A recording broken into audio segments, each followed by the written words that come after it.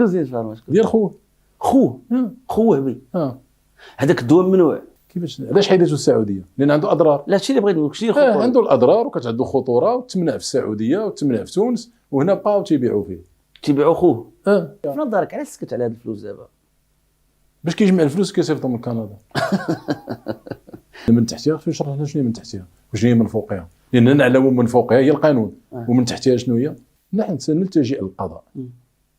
ولا الجمعيه لسبب ما لم تلتجئ للقضاء، انا شخصيا كرئيس الجمعيه وكنقولها في التصريح، اضع نفسي رهن التصرف في النيابه العامه للتحقيق معي فيما وقع. كنظن على ان اخ النوش بدا مسلسل التخلص من وهبي. بشكل اختصار شديد جدا، نحن امام كائن مصاب بلا شيزوفريني بوليتيك، او في الممارسه السياسيه يعاني من ازدواجيه الشخصيه. اظن باللي هنا وهبي كما قلت في احدى التصريحات انه مسخر ديال وزاره الداخليه، كتبان لي اقصى ما كاين في الدنيا وزاره الداخليه. زوار موقع بديل، مرحبا بكم في هذه الحلقه الحواريه. وزير وهبي المثير للجدل يعود الى الواجهه من جديد، وهذه المره عبر فضيحه اكبر لا سابق لها في تاريخ المملكه المغربيه.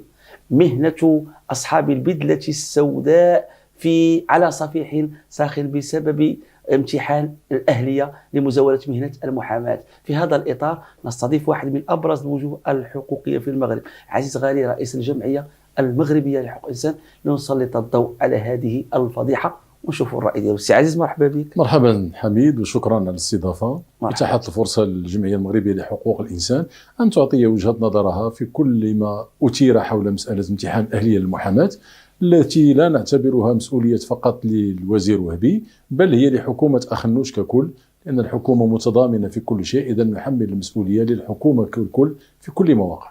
على ذكر التضامن، انا باغي نعرض عليك واحد الشريط فيديو اللي دار هو القنبله كاع اللي نوض هذه المشاكل، ولكن مادام قلتي الحكومه تشتغل بشكل تضامني، عندي واحد جوج ديال القرائن مثيرين دازوا في هذه الايام. واحد، وهبي يسيء للجامعه المغربيه. مادام الحكومه تشتغل بشكل تضامني، اذا هو هنا كيمس القطاع ديال التعليم، كيزير وزير التربيه والتعليم.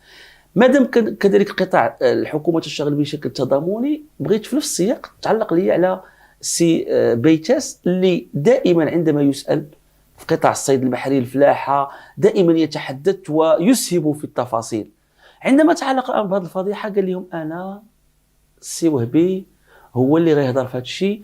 كيفاش قريتوا هذا التصريح هذا؟ كنظن باللي التصريح واضح ان هناك تنصل من المسؤوليه، لان ناطق باسم الحكومه عليه ان يقول ما راجع في المجلس الحكومي ككل، بما انه لم يتحدث عنه، سواء انه لم يتم النقاش هذا في الحكومه، وهذه يسائل الحكومه ككل لماذا لم تناقش. اذا كانت ناقشت الامر وكان هناك اختلاف، كان عليه ان يتحدث حول هذا الاختلاف، ولكن خلاصه القول وامتناع الناطق الرسمي باسم الحكومه الحديث في هذا الموضوع، كنظن على ان اخ النوش بدا مسلسل التخلص من وهبي.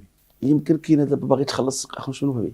وهذه الإشارة السياسية، إذا أردنا أن نقرأ التصريح سياسيا، بما أنه يريد أن وهبي هو الذي يجيب، كأنه يقول له أنت بدأت الفضيحة فعليك أن تتحملها لوحدك، تحمل مسؤولية هذه الفضيحة. سي عزيز، نسمعوا لهذا التصريح هذا الغريب الأطوار في تاريخ. عنده جوج الإجازات، وعنده في موريال لاباس عليه وخلص عليه وقراه في القاهرة.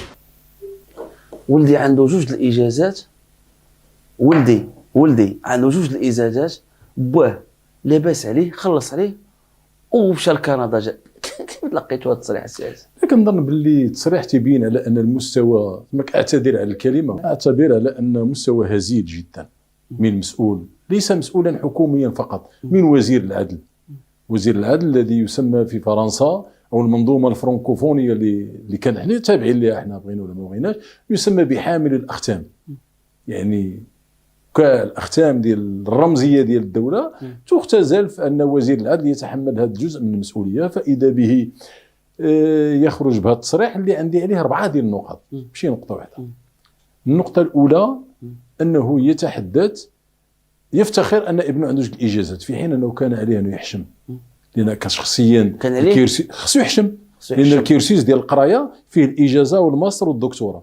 فاش كتلقى الطالب كيوقف واحد المستوى معين، يعني قدراته محدوده، بعد احترامنا لابن الوزير، ولكن فاش يقول لك جوج الاجازات وكانها انجاز، فما بالك كون حصل على الدكتوراه، اش كان غادي يدير لنا وهبي؟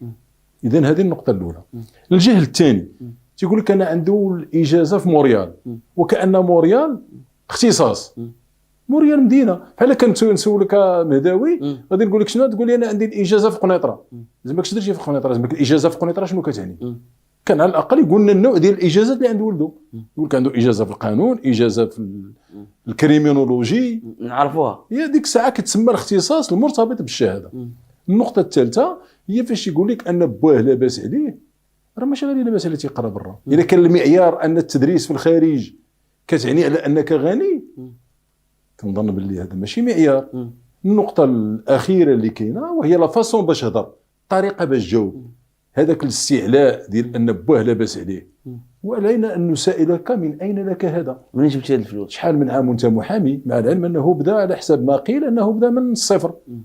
اذا كيفاش في هذه المده قدرتي تراكم هذا الشيء؟ اذا خصنا نشوفوا شحال صرحتي من نهار قبل ما تاخذ المسؤوليه كامين عام ديال الحزب، ومن بعد منه فاش دخلتي للوزاره، علاقتك مع الضرائب. لان حسب بعض المعلومات، ولا اقول هذه ليست معلومه مؤكده، بعض المعلومات تقول على ان وهبي نفسه قبل ما يولي وزير مشى سوى وضعيته مع الضرائب، كانت تتسالو شي 500 مليون، عطى 200 وتنازلوا ليه على داك الشيء اللي بقى.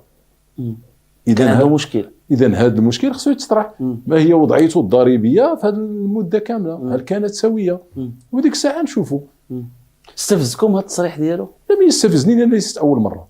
وهبي دائما يقول الشيء ونقيضه. ولفتوه اي شيء ونقيضه. اول شيء من المندوبيه كنتعين، كنعطى المندوبيه كاع الاختصاصات. لا غدا رجع قال لك لا خصني نحيد ديال الاختصاصات. واحد الوقيته قال لك المعتقلين الريف خصهم العفو، رجع قال لك لا انا ما قلتش والو. جا كيهضر على القانون الجنائي والتطور وهذا، جا سحب القانون الجنائي، مع العلم انه قبل ما يولي وزير فاش كان في البرلمان ما كانش يطرح الطرح ديال سحب القانون الجنائي من البرلمان، كان تيناقشوا. جا طرح حيدو، كان تيهضر على ان غادي نحارب الفساد وغادي ندير، سحب القانون ديال المشروع ديال الاطراء غير المشروع. كان تيهضر على عماله الجمعيات والديمقراطيه، ويجب ان نحمي الديمقراطيه وندافع عن الديمقراطيه، ولا تيهضر على ان جمعيات حمايه المال العام ما من حقاش تتابع، وان وزاره الداخليه هي الوحيده اللي خصها تهضر على هذا الشيء. اذا بشكل اختصار شديد جدا نحن امام كائن مصاب بلا شيزوفريني بوليتيك، او في الممارسه السياسيه يعاني من ازدواجيه شخصيه. عنده ازدواجيه شخصيه طبعا، لان الشخص الذي يقول الشيء ونقيضه خصو يتعالج سياسيا. سي عزيز، واحد التصريح منين دار هو ديك التصريح هذا ديال الولدي وكندا، ناض ضجه كبيره جدا. من بعد ظهر في القناه يعني الاولى وقال بانه تنرفز صحفي، نرفزو، وان هذاك الشيء مجرد رد فعل طبيعي لان الصحفي. هذا المبرر بهذه الطريقه كيفاش تقبل؟ انا كنظن باللي هذا عذر اكبر من الزله. كيفاش رجل سياسه بين قوسين يتحدث على عنده تجربه محنك في السياسه ويستفز بشي حاجه بسيطه بحال هذه؟ فما بالك لو كان نقاش حول امور اهم من هذه واعمق من هذه، ومع شي خصوم في شي بلاصه، شنو غادي يدير؟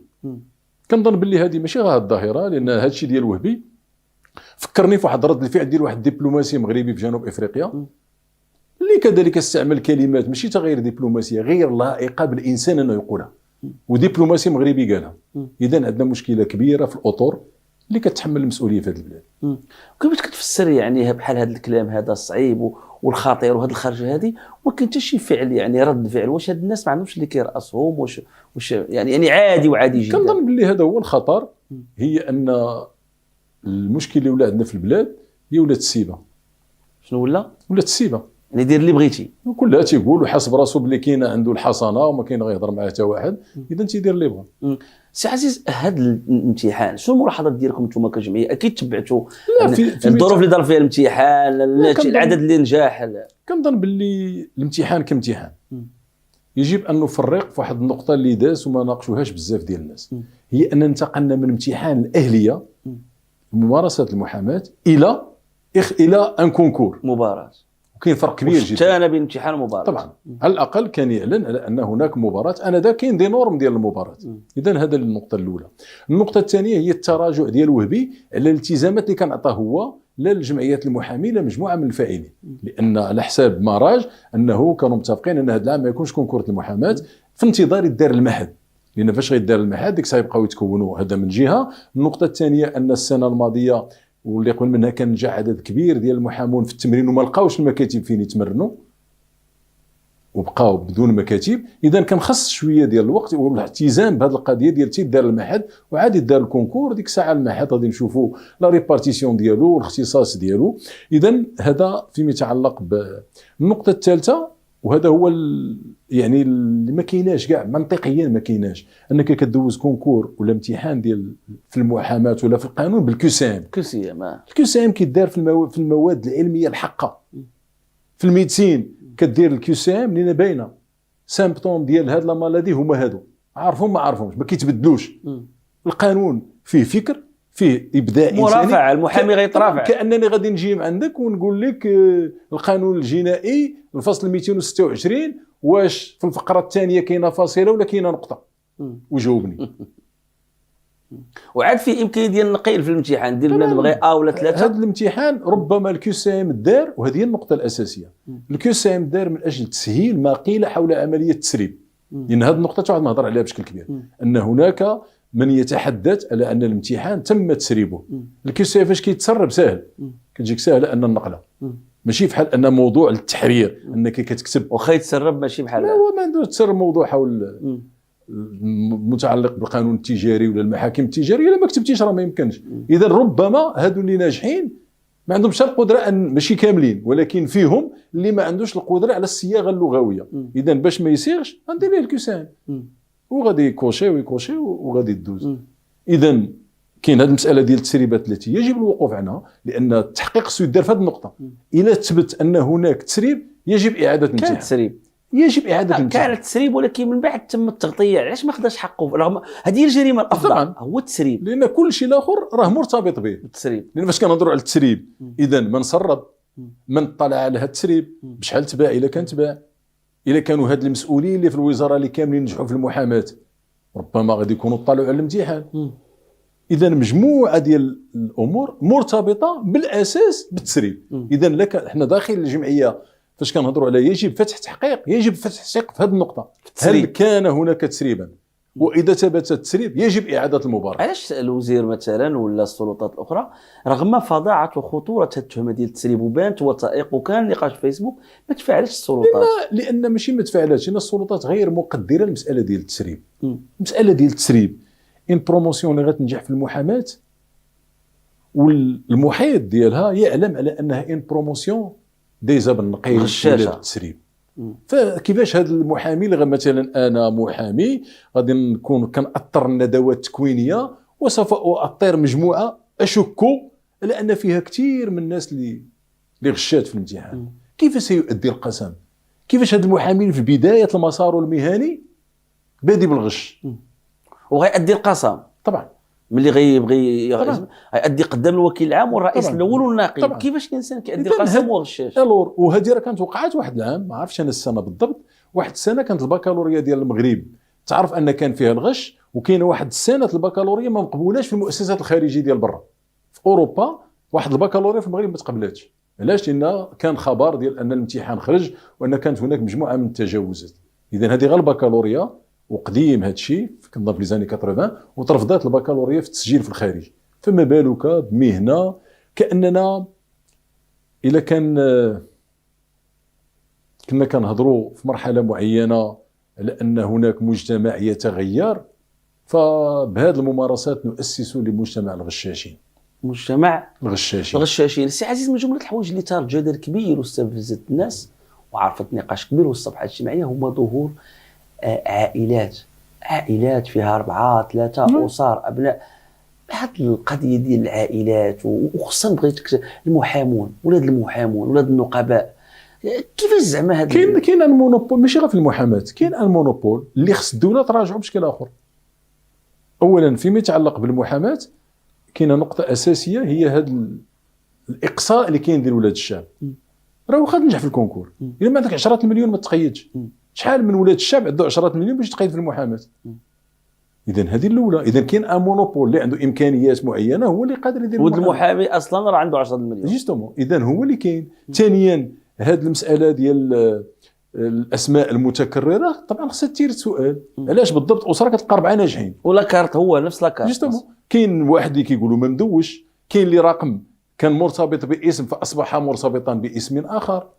وكاين الحاجه المهمه واللي خصها حتى هي خصها تحلل ان الكونكور دوزوه 70,000 واحد. 73 تصور 73,000 مجاز في القانون ينتظر بطاله. طبعا واش هذا السؤال ما تارناش.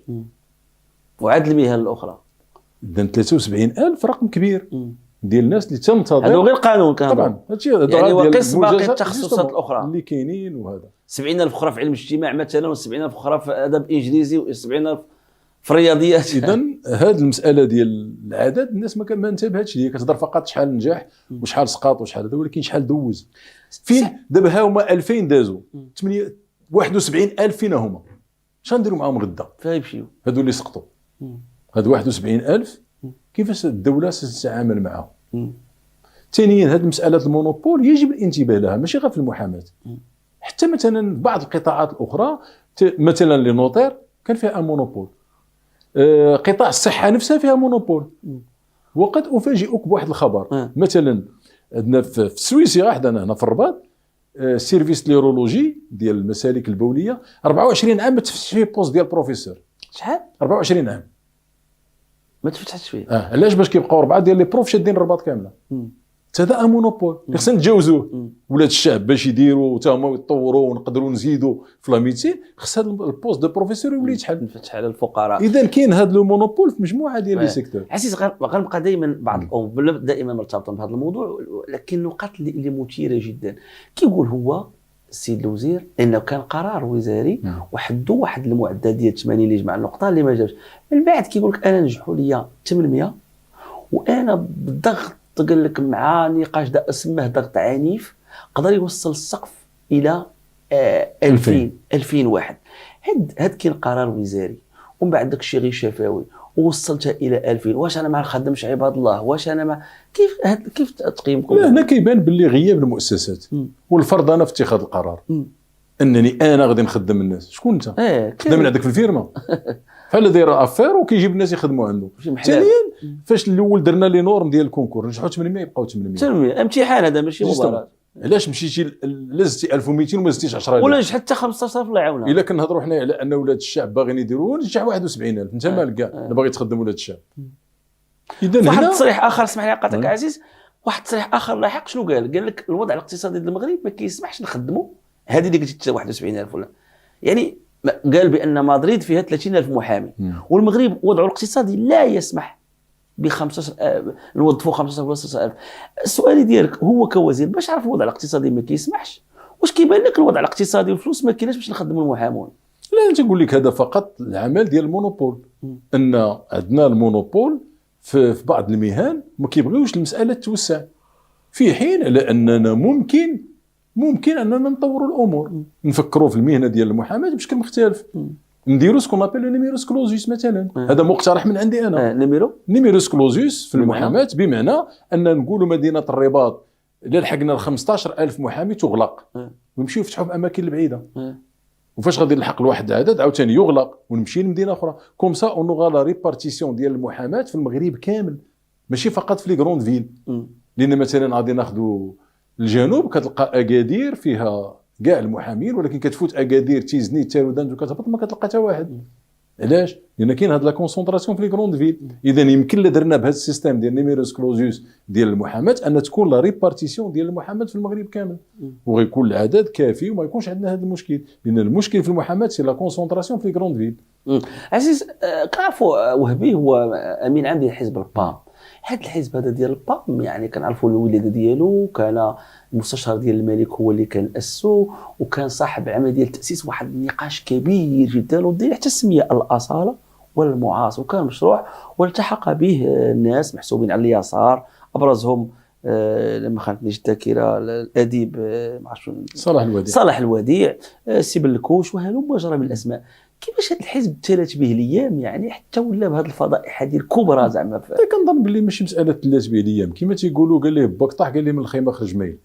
من الاول الحزب كان مرفوض من طرف الشارع، واظن ان الحزب الوحيد اللي ترفعت في وجهه ارحل في 20 فبراير كان هو البام. لم يتم فهم ميساج ديال 20 فبراير، اذا ما وصل له الحزب الان توقعته 20 فبراير من 2011. تشوه بزاف. لا علاش في عهد الياس العماري الى حد ما، لا دابا في هذه المرحله ديال هذا الوهبي يعني الحزب ولا واحد الشوهه كبيره، هذه حقيقه. انا تنقول لك لان حزب اللي ما عندوش تاريخ، حتى الناس اللي جاوبوا زعما واش ما كتهزهمش غير على هذا الحزب اللي ما عندوش اللي كانوا فيه ما عندوش المشكل. تاريخ، ما عندوش تاريخ. وغادي نرجع لديك النقطه ديال اليساريين، فحتى اليساريين اللي مشاو ما بقاوش يساريين. راه اليساريه لا تولد مع الانسان وكيبقى تيموت، راه كاين اللي يساري وكيدور على اليمين مع الاختلاف. كاين اللي كيدير سينيال كيعطي مجموعه الاشارات عاد تيدور، كاين اللي عاد كيجي وتيدور. ولكن فاش تيدور ما بقاش في الفكر ديال اليسار. شكون اللي دار سينيال وشكون اللي دار بزاف بزاف. لا بغينا شي حلقه نديروا الكود ديالهم دوك اللي كيديروا السينيال. عزيز، من جمله الاشياء كذلك المثيره هو جهاز النيابه العامه، مع كل احترام لهذه المؤسسه هذه وما تطالع به من مهام، ولكن سجل المتبعون يعني وكأنها لا توجد. شفنا التزوير، شبهه ديال التزوير، السيد دوز امتحان بالسميه وعنده رقم استدعاء، لا غدا كيلقى سميه اخرى خذات له اسم. اذا هذا التزوير واضح. شفنا الغش، شفنا صفحات كتنشر على ناس فلوس كدور الرشوه. النيابه العامه اللي كتحمي المجتمع من الجريمه، كيف كتفسر الصمت ديال النيابه العامه؟ انا نسولك سؤال حر وتجاوبني بصدق. انا اللي كنسول هنا. لا ده غير جواب بسيط جدا. كون كانت باقا النيابه العامه تابعه الوهبي، اش غيوقع في هذه البلاد؟ كره شدوك. اذا هنا كيجي هذا السؤال. النيابه العامه ساكته، ولكن بهذه التصرفات ديال وزير العدل كنظن باللي الامر كان غيكون اسوء بكثير جدا، بالرغم من كاع التحفظات عندنا على النيابه العامه والممارسات ديالها والتجاوزات ديالها وهذا اللي كنوقفوا عليها في كل ملف. ولكن سياسيا بالتصرفات ديال وهبي اللي واحد الوقيته مثلا الجمعيات ديال حمايه المال العام اللي خرج تيعايرهم وانا غادي ندير وغادي ندير. لا انا غادي نجي لهذا واخا. اذا تصوروه هو كرئيس النيابه العامه شنو كان يوقع في هذه البلاد؟ السلامه يا ربي. اذا الصمت ديال ربي يلطف بينا. النيابه العامه ماشي غير ساكته، ننتظر النيابه العامه ننتظر. كاين رساله دارتها العصبه مفتوحه للسيد الوكيل العام وتحيه عاليه. ما كتفكروش نتوما في العصبه نتوما شنو ديروا كاجراءات في هذا الشيء؟ حنا الان العصبه نساند العصبه في الاجراء ديالها، وما غاديش نكرروا المشكل بما ان مشات للقضاء. سنتابع الامر. لا واش غتقدموا شي شكايه باسم الجمعيه؟ حنا باسم هما داروا مفتوحه، يمكن لكم تمشيو نتوما تحطوها. حنا كنجمعوا الامور. حنا لا مشينا غنمشيو في الاتجاه ديال التسريب. نحن نشتغل على المساله ديال التسريب، هي الخطيره بصح. يكون عندنا ادله واضحه. انا ذاك سنتجه للقضاء فيما يتعلق بالتسريب، وهذه المره ما غنمشيوش بشكل مفتوح. داك الشيء اللي ننتظر بغينا نمشيو بشكل نوميناتيف، نمشيو بالاسماء. بحال اللي وقع في داك الشيء ديال وزاره الصحه ان فلان دار. واخا قبل ما نمشيو لهذا نعرضوا واحد التصريحات مثيره جدا والسي عزيز وبغيت رايك فيهم. واحد الموضوع كذلك ثار جدل في هذه القضيه، مدير المركزي يعني بوست كبير وحتى هو مترشح ونجح، وكاين اعضاء وزير الديوان الوزير حتى هما نجحوا، اعضاء وزير الديوان في كيف كتفسر هذا؟ هنا شوف الجشع. لا ماشي مساله الجشع. هنا كتجي ماشي مساله القانون، الا من حقه يدوز كونكور من حقه ينجح، ولكن كتبقى الاخلاق. اخلاقيا من يتحمل مسؤوليه في شي بوست ما كيدوزش كونكور اللي تحت الامره ديالو. هذه اخلاقيا فقط. ما نجيش يناقش معايا يقول لي لا انا من حقي ولا ماشي من حقي. كاين هذا، ولكن كاين بعض الامور الاخرى اللي تنقول خصها تقاد. مثلا كتلقى قاضي خدم مده 30 سنه كيجي كيدير المحاماه وكيزاحم طالب يلاه تخرج غيخدم المحاماه، كيبقى عنده دوبل صالير، عنده لا روتريت ديالو وعنده بيرو ديال المحاماه. هذه خصها تحيد. تي لو شوا درتي لا روتريت ديالك خلي عليك المهنه، وبغيتي المهنه سمح في الصالير ديالك. ماشي انت عندك ان صالير ديال 30000 ولا ان روتريت ديال 25000 ولا 30000 اذا مهني ما عندك حتى مشكل، وكتجي كدير المحاماه كتضيق واحد اخر اللي يلاه بادي الكارير ديالو. اذا هادو بعض الاختلالات اللي يجب التصحيح ديالهم. وانا ذاك الا كان هذا المدير المركزي ولا هذا بغى يديرها بحقه، ولكن يتخلى على الروتريت ديالو، ما يديرش لان كيولي بحال كيدير جوج المهن او ميم طون. زياده على اخلاقيا انت كنتي مسؤول في وزاره العدل وعندك علاقات مع مجموعه ديال القضاة، هناك تخوف او هناك شبهه لان غادي تكون المحاباه بشكل كبير جدا. عزيز غنختموا هذا اللقاء هذا ببعض التصريحات المثيره ديال السي وهبي. بغيت غير شي تعليق ديالك يعني بشكل مقتضب. ال 452 مليون درهم اللي تكلمنا عليها ديال الملاحظين العالميين اللي طارت في الهواء، كنا انا ذاك خصنا نديروا ملتمس الرقابه. من حيت جا التقرير ديال 17 مليار ديال خنوش كنا نديروا ملتمس الرقابه. كيفاش رئيس الحكومه يقبل على نفسه ان وزراء تورطوا ويبقاو في الحكومه؟ لا كنظن باللي هذا هو وهبي. ها هو دابا وزير العدل، علاش ما دارش ملتمس للنيابه العامه باش تفتح تحقيق في هذاك الشيء؟ لان جرائم الفساد لا تسقط ولا تتقادم. هاد 17 مليار وهذا الشيء ديال العالمي وهذا الشيء ها هو الان في موقع الحكومه. علاش ما دار حتى حاجه؟ اذا كان كيضحك علينا جوستومون التصريحات ديالو. بل اكثر من هكا، كاع حنا كاع ما نبعدوا عليه. يفتح لنا تحقيقه في بيدوفيكس، واحد الدواء كتبيعو زينيت فارما اللي هو عارف شكون مولاها. الدواء ديال القلب كان ممنوع، تمنع في السعوديه وتمنع في تونس، وزينيت فارما كتصاوبوا كتبيعوا للمغاربه في 2018. ديما زينيت فارما سولوا شكون زينيت فارما؟ شكون ديال خوه وهبي. هذاك الدواء ممنوع. كانت تحيدته السعوديه تبوك. هذا واحد الدواء ديال القلب، وتحيد في تونس وتحيد في السعوديه، وبقى كيتصاوب هنا واحد الوقيته. وفين المشكل اللي تبع؟ كيفاش علاش حيدته السعوديه؟ لان عنده اضرار. لا هادشي اللي بغيت نقول، شنو الخطوره؟ عنده الاضرار وكتعدو خطوره، وتمنع في السعوديه وتمنع في تونس، وهنا بقاو تيبيعوا فيه. تيبيعوا خوه. وصوفوز داك الدواء اللي هضرنا عليه ذاك النهار ديال الكبده اللي ما حقوش يبيعوا ب 3000 درهم، كيبيعوا ب 3000 درهم واكثر من هكا. اول مره فاش جابوا من الهند كانت في 2018، كانت لا دات تاريخ نهايه الصلاحيه ديالو كان شهر ماي وشهر جوان، وهو واخد الترخيص في مارس وجابوه هكا، وكان غير كانت الصلاحيه ديالو مشكوك فيها بشكل كبير جدا، وجا داروا ايشونتيون كيفرقوا على الاطباء. يفتح تحقيق 2018 هادشي وقع. وهذاك الدواء الاخر 3000 درهم شحال كيبيعوه في بلايص اخرين؟ 80 درهم في مصر. في مصر. وخوه بشحال كيبيعوا؟ هذوك هما الفلوس باش جمعوا صيفط ولدو قرا في كندا. هذه با لاباس عليه. 3000 دابا هذاك الدواء اللي كيبيعوا خوه بشحال كيبيعوا حنا؟ 3000 درهم. 60000 ريال. نفس الدواء بشحال كيتباع في مصر؟ 80 درهم. 16 مليون ريال. ولا شراتو الدوله في الاونغرو من الهند غتشري ب 45 درهم. 45 درهم. انتم كطالبوه كاخوه كوزير عادي يفتح تحقيق في هذا الشيء. واخا نسمعوا هذا التصريح كذلك السي عزيز. اخنوش على 100 على 17 مليار درهم، ونتكلم على 17 مليار درهم وجود مغرقه المغرب بالكفاف. يخلص 17 مليار درهم وسمحوا لي في جود. لا كيهضر على 17 مليار، نسولو شنو دار فيها حتى لدابا. فين وصلت 17 مليار اللي هو كان تيقول ان ماشي من حق اخنوش ياخذها، وهذيك 17 مليار كان قالها قبل ما يولي وزير. نسولوه دابا شحال وصلت ديك 17 مليار مور الزياده ديال ليسانس؟ 40 مليار درهم. نضل حاجه 43 مليار. في نظرك علاش سكت على هاد الفلوس دابا؟ باش كيجمع الفلوس كيصيفطهم من كندا.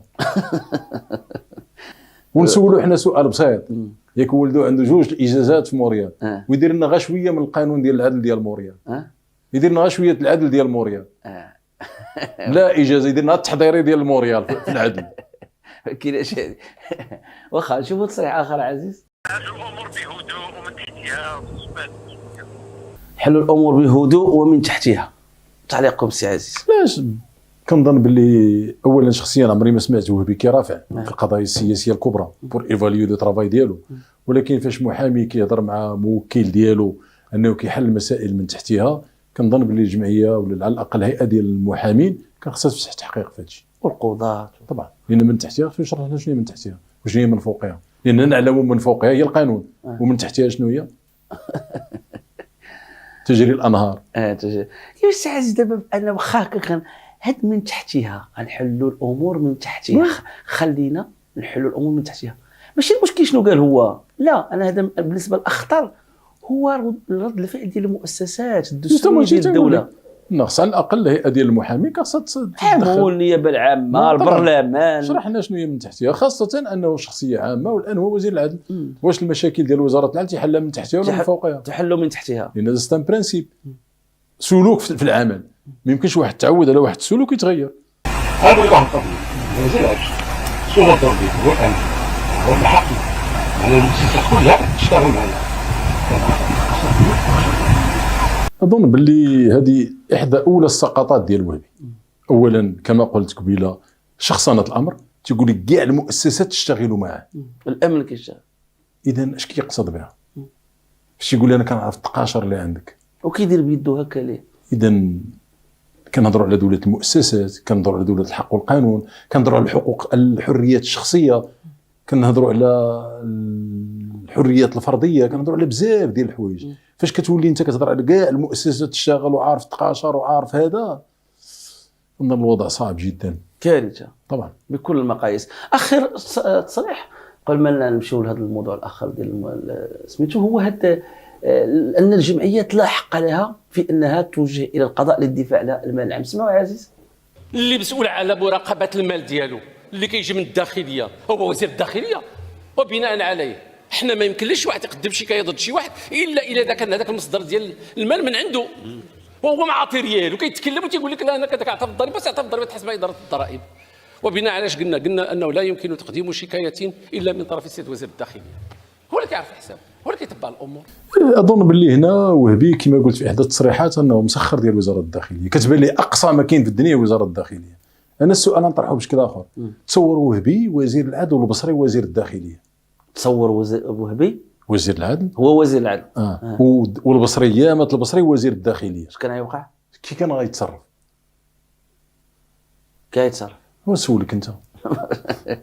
دابا البصري ما كاينش وكيتصرف هكا. كيهضر على تيقول لك وزاره الداخليه كتعطي الفلوس. والداخليه كتعطي الفلوس. هو نسولو هو، ما عرفتش انا منين جاب هذه الهضره. الفلوس ديال الدوله واش الداخليه ديال المال ديال الشعب. زعما الداخليه راه عندها ماكينه كطبع الفلوس وهي اللي كتعطي. واخا باش نسدوا هذا القوس، هذا الوزاره دابا انت فتحتي القوس. واحد السؤال مهم دابا، هذا الانحراف نقدر نسميه انا انحراف ديال هو ما عارفش ان المال العام ماشي ديال وزاره الداخليه. وفي النقاش ديال المحاماه كيقول غنوظف، علما ان المحاماه ماشي وظيفه، مهنه حره. هذا الراجل هذا اللي هو محامي ووزير عدل وكيدير هذه المغالطات، ما كيميزش بين مهنه حره ووظيفه، ما كيميزش بين الاختصاصات ديال النيابه العامه هو اللي عنده الامن، ما كيميزش بين الجمعيات وبين وزاره الداخليه والمال العام. هذا واش ما قاريش، واش قاري بزاف، واللي غريب في الامر كيفاش هذه المملكه المغربيه قابله وزاره العدل ماشي وزاره هذه الشخصيه ماشي كنتعرضوا له يعني هذا سقطات كبار. كيفاش كتفسر هذا الوضع؟ ماشي مساله ديال سقطات، هذه منظومه ديال التفكير. عنده وزاره الداخليه في راسو، فاش كيدافع عليها بهذا الشكل كيدافع عليها كمنظومه ينتمي اليها وتشكل بالنسبه له اقصى ما كاين. بالنسبه له هي اللي ضامنه له الكرسي، هي كل شيء، كاين لا الشعب لا بام لا والو، هي كل شيء. عليها دابا هو كيدير هاد الزبايل وما كيهضر مع حتى واحد. تيقول لك انا الداخليه انا معها مزيان وصافي. اذا راه المشكله هي في المنظومه ديال التفكير، لا فاصون باش يفكر غلطه. ما عرفش راسو راه وزير، راه مسؤول، وانه هو وزير الداخليه ووزاره الداخليه راه المهام ديال الحق. مثلا كنعرفوا شكون اللي كيحميه مثلا، الا كنعرف شكون اللي كيحميه هذه حاجه اخرى، ولكن تنهضروا حنا على المؤسسات. لا واش ما نقدروش نقولوا انه واعي مصلحته واحد البلاد فاهمه، هو ربما عارف راسو ما دوله مؤسسات ما والو، كاينه واحد جهه هي اللي حاكمه متكي عليها باش يبقى. واش ما نقدروش نقولوا زعما هو عارف راسو اش كيدير؟ يمكن انه هو بالنسبه ليه في تقديره كنظن باللي هذا خطا كبير، وضرب الكاع ما بين قوسين ديال المكتسبات ديال سنين ديال الاعمال والمؤسسات اللي ما كاين والو وكنديروا. راه عندنا وزاره واحده هي اللي واحد الوقيته كنا كنهضروا على الوزارات. بالنسبه ليه هو وزاره الداخليه هي رب الوزارات، ماشي تا الوزارات. واخا عزيز نختموا هذا اللقاء هذا بواحد الخبر شفناه ديال توجه دعي واحد الزميل واحد الموقع الكتروني. شنو الحكايه؟ لا كنظن باللي ماشي اول مره الجمعيه كتعرض للهجوم بشكل كبير في الظرف، وكانهم يريدون في هذا الوقت اللي كنهضروا على الفساد وكنهضروا على هذا الشيء كامل، جايبين ملف اللي ما عنده اساس خاوي، وباغيين يبينوا على ان الكل فاسد، ماشي غير الحكومه ولا الكل فاسد.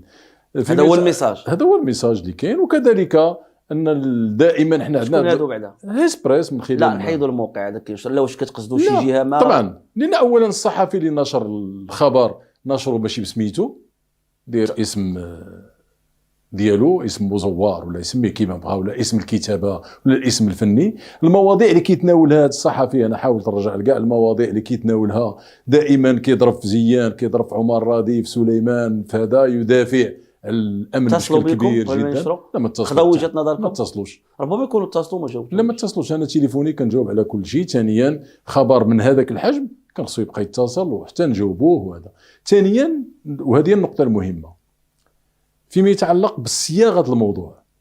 مثلا دابا في الموضوع بادي بخديجه الرياضي وعبد الحميد امين، الا كان شي واحد مسؤول على الجمعيه ورئاسه الجمعيه هو انا بغيت نسولك في هذه النقطه وكمل. بصح كنلقى رفاق خديجه، علاش ما معنى رفاق خديجه؟ عزيز جا الهايج وموراه جا خالد، علاش هاد انا ما كنفهمش هذا السياق لا وانت حضور ديالكم مع احترامي الاخت خديجه، هذه ماشي كنقولها شهاده الناس. وغنقول لك واحد القضيه، البارح كنا جالسين في واحد اللقاء مع شي 10 ديال الناس وجبدوا هذا الحضور ديالك في كورونا والدور اللي لعبتيه في كورونا والاشعاع اللي يعني عندك واحد الدور قوي جدا جدا وبنتي في واحد القويه في هذا السؤال. بهذا الاخت خديجه ولا كذا، واش كيبان لك ان شي واحد شي جهه ما كتستهدف هذا عزيز قزم سميتو انت؟ لا بالعكس، بل هناك استهداف للرفيقه خديجه امين نظرا للموقع ديالهم، نظرا للرمزيه ديالهم. احنا في الجمعيه ما عندناش هذا المنطق ديال التقزيم ولا غير التقزيم ولا الرئيس لا الجمعيه. ماشي انت، كاين اللي كيقول ان لا كيقول المستهدف هو انت، راه ماشي خديجه، انت كاسم. لانه يمكن ما عنديش زعما كان هذه الفكره، ولكن الحديث حول خديجه وحول امين وان هناك اختلاسات وان الاسم ديال الكاتب العام. ثانيا ما دور الكاتب العام في امانه المال ديال الجمعيه؟ يوسف ما دور، ما عنده يوسف علاقه. ما عنده حتى علاقه. يوسف اشتغل في الجمعيه اكثر من 20 سنه والحسابات ديال الجمعيه مضبوطه وننزهه على داك الشيء كامل، وقدم خدمات كبيره للجمعيه. الان ما متحملش مسؤوليه في الجمعيه رسميا. علاش يعني علاش يوسف في الاجهزه ما احنا ما عرفناش. يمكن من العامين لعامين كيجبدوا عائله الريسوني، كانت هاجار سليمان، دابا كاين يوسف. علاش هذا الاستهداف الرسولي؟ لا غير كنظن باللي خص الدوله اللي تجاوب على هذا الشيء. ثانيا ان يوسف قدم خدمات كبيره للجمعيه، الان ما كيتحملش المسؤوليه فيما هو مركزي او لا في الاجهزه ديال الجمعيه لسببين. اولا المساله ديال الدكتوراه ديالو بدايه التحضير ديالها، وثانيا احنا داخل الجمعيه دائما نشتغل بمبدا المداوله، لان في المكتب المركزي الحالي تقريبا التجربه جايه 60% ما غيبقاوش. اذا هناك بعض الاطر اللي كنطلبوا منهم انهم ينتظروا، لان كاين هذا الشيء ديال لا روتاسيون باش يتحمل المسؤوليه فاخر ما يوقعش الفراغ. ثانيا يتحدثون حول الاختلاس. انا نسولك فهاد من 2014 لدابا شحال ديال الفلوس خدينا؟ ماشي خدينا معلم، انا الدوله ما كتعطينا حتى حاجه. البرامج او الدعم اللي خدات الجمعيه، خدات مشروع واحد مع وزاره ديال فاش كان الرميد ديال وزاره حقوق الانسان فيه 10 المليون. 10 المليون حنا خسرنا اكثر منها في هذاك المشروع. بدا وهبي شحال خديتو؟ حتى حاجه. تريال عبد اللطيف وهبي تيريال. مصطفى الرميد خديتو معاه؟ طبعا كوزير ديال حقوق الانسان كان عطانا مشروع ديال الاتفاقيه 89. دابا هذا كان يساري شي وقت. راه قبيله قلت لك اليساريه ما كتبقاش مع بنادم. هذا اللي داروا بلا سينيال. هذا واحد دابا هذا تدار. المهم خلينا ماشي لا عجلك القلب هذوك اللي كيدوروا بلا سينيال. عبد اللطيف وهبي دار بالسينيال ولا بلا سينيال؟ شكون؟ ابو وهبي من دار اليمين. عمره ما كان يساري. عمره ما كان يساري. ما عمر عبد اللطيف وهبي كان يساري. وعلاش كيقول كان يساري؟ يقول اللي باغي يقول اليسار فكر، اليسار اخلاق، اليسار قيم. ماشي اليسار هي الانتماء لفصيل معين بهدف انتهازي. هو كان في الطليعه باش يستاجي عند بن جلول.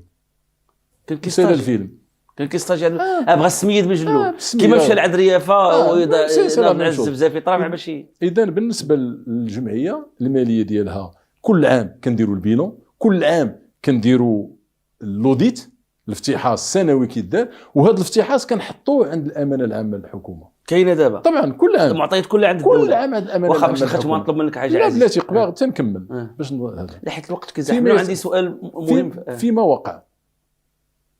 نحن سنلتجئ للقضاء ولا الجمعيه لسبب ما لم تلتجئ للقضاء. انا شخصيا كرئيس الجمعيه وكنقولها في التصريح اضع نفسي رهن التصرف في النيابه العامه للتحقيق معي فيما وقع. هذا هو السؤال اللي بغيت نختم لك، حيت قلت لك غيلخص كل شيء. واش انتم مستعدين النيابه العامه يعني تبحث مع انا قلت لك ماشي مستعدين تبحث، انا غنمشي عندهم الا ما تحركتش النيابه العامه. ما قبلتيش هذه التهمه؟ طبعا ما يمكنش نقبلها. ضراتك ما يمكنش. 45 عام في النضال ديال الجمعيه غادي نقبلوها في مقال فيه مجموعه ديال المغالطات. عمرنا ما كنا بغينا نمشيو ندعيو شي موقع ولا شي صحافه ولا شي صحفي، لان نعتبر العمل ديال الصحفي جزء من النهوض بحقوق الانسان. ما كتخافوش تكونوا ربما شي جهه ما تجركم لهذا الشيء؟ ها هي الجمعيه كتدعي الصحافه. حنا من حقنا عاوتاني ما يمكنش اي واحد يشهر بالجمعيه ويشهر بكاتب عام ديال الجمعيه ومسؤول سابق في الجمعيه وباقي الان عضو ديال الهيئه الاستشاريه ديال الجمعيه وتشهر به بداك الشكل وغادي نسكتوا. سنلتجئ لكل شيء. غتنصفوا وهذه المره ما غاديش نديروا ما نطلبوش بدرهم رمزي. غنخليو مفاجاه شحال غنطلبوا. شحال غطلب؟ خليها غطلبوا الفلوس. تبنيو ربما ما نطلبوش الفلوس، نطلبوا حاجه اخرى. على اي ما كاش ندخل لكم في هذه الامور. هذا حنا كنتمناو ما يمكننا حنا كزملاء الا اننا واخا ما عندناش الحق نقول لكم ودي الله يسامح اللي حسيتوا براسكم. لا هذا من حق. لا ولكن حنا ما عندناش الحق. انا ما من حقيش نسامح، لان الجمعيه ماشي ديالي وديال شي واحد. الجمعيه فيها تم المس ديال 15000 منخرط ديال الجمعيه. لا من حقك. انا كنقول لك غير انا عزيز ما يمكنليش انا نأيد متابعه شي زميل صحفي ولا موقع كما بغى يكون الطبيعه ديالو. كنشكرك عزيز. شكرا حميد. نلقاوك شي فرصه اخرى بحول الله. بهذا متتبعات ومتتبعي القناه نكون قد اتينا الى نهايه هذه الحلقه. نشكر لكم طيب المتابعه والى اللقاء.